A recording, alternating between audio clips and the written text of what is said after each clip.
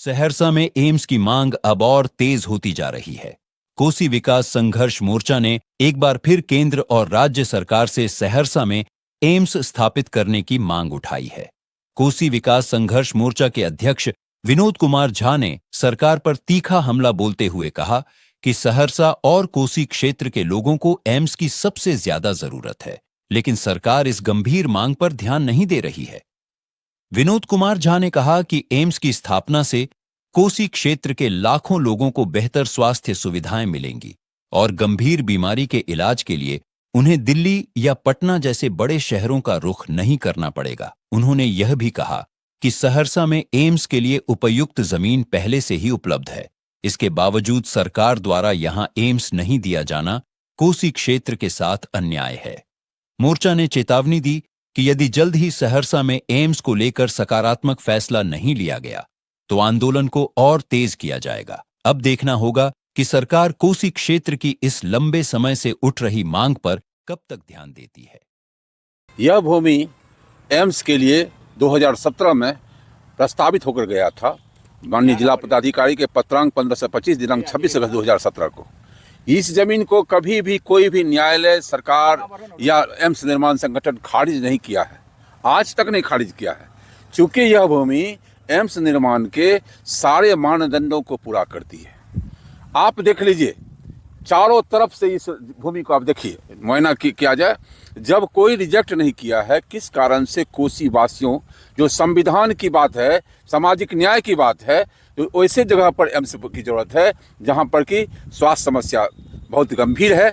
और सभी जानते हैं कि बगल में एक गांव है जहां पर घर घर में कैंसर है, धीरे धीरे फैल रहा है, सरकार भी जानती है। मैं आज आपके माध्यम से सरकार से पूछना चाहता हूं, जब यह एम्स मानक के सारे मानदंड को पूरा करती थी और पूरा करती है, फिर दरभंगा में एम्स क्यों? एक सवाल है। और दरभंगा में एम्स अगर है तो उस वह भूमि 7 मीटर जो गवर्नमेंट का रेट है, 7 मीटर जमीन गहरी है, उस पर एक छिटाक मिट्टी ने गया है। अब बचाए 2015 लोकसभा में पारित हुआ था 14-15 के बजट में, इस साल बिहार को एक एम्स मिला और आज तक एम्स शैशवा अवस्था में भी नहीं है। मैं यही कहना चाहता हूँ आज सरकार से, अगर यह भूमि एम्स के अनुरूप है तो एम्स यहाँ बनना चाहिए, वह नहीं भूमि है तो नहीं होना चाहिए। और इसके लिए जितने भी जनप्रतिनिधि अभी जीते हैं या खड़े हुए हैं, हमारे साथ में हमारे संरक्षक प्रवीण आनंद जी जो बरसों से लड़ाई लड़ रहे हैं एक एक बिंदु पर, नूनलाल यादव जी आज हमारे सचिव हैं कोसी विकास संघर्ष मोर्चा के, एम्स निर्माण संघर्ष समिति के, आप किसको कहिएगा?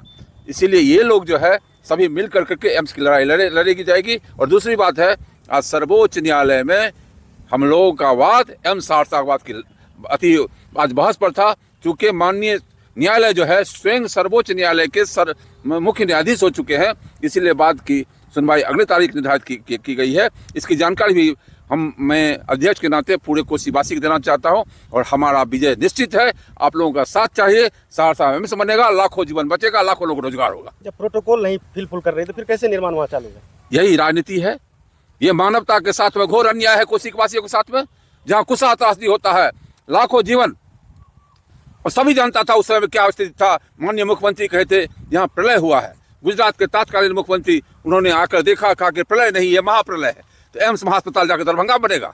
सहरसा की भूमि है और सहरसा भूमि पर एम्स नहीं बनेगा तो अब बलिदानी जत्था तैयार होगा और सहरसा में एम्स बनने के लिए सरकार को मजबूर होना पड़ेगा। क्या नाम है? मेरा नाम विनोद कुमार झा, अध्यक्ष कोसी विकास संघर्ष मोर्चा,